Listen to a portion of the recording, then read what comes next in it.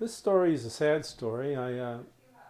It happened in the same area as the previous story about the water tower. We're playing, I mentioned that there was a big lawn area there, and we always played games in there, ball, cowboys and Indians.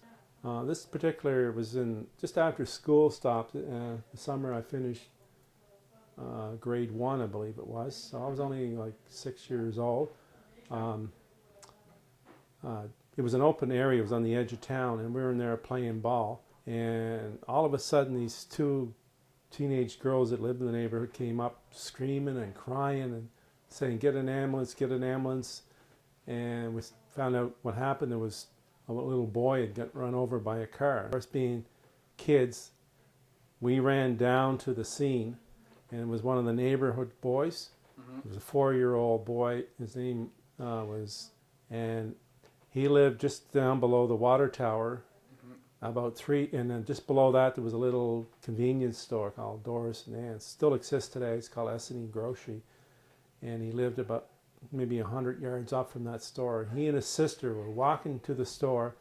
They were walking abreast, and a drunk driver came along and ran over him. And the guy was in actually a town of Summerside truck, and it was a yellow truck, so it was a marked truck. Guy got out, looked at him. He was lying on the highway, jumped in the truck and ran off. But because the teenage girls who saw it happen, they kind of recognized the truck, so it was a marked truck, and they were able to report that to the police.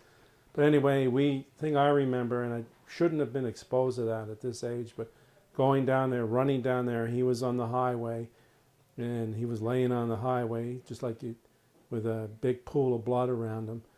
And his father come running up, and right behind his father, his mother came running. And to this day, I will never ever forget his mother. She was completely, I never, to say somebody goes hysterical, well, I never saw it before or since. She was hysterical. It was more than a screech or a howl. It was just the most heart-wrenching scream I had ever heard in my life, ever. Never before or since have I heard that. And it was just something that a 6-year-old kid should never have been seen or heard that. And this is how things would change. That he was an employee of the town. He was drinking. The police apprehended him later.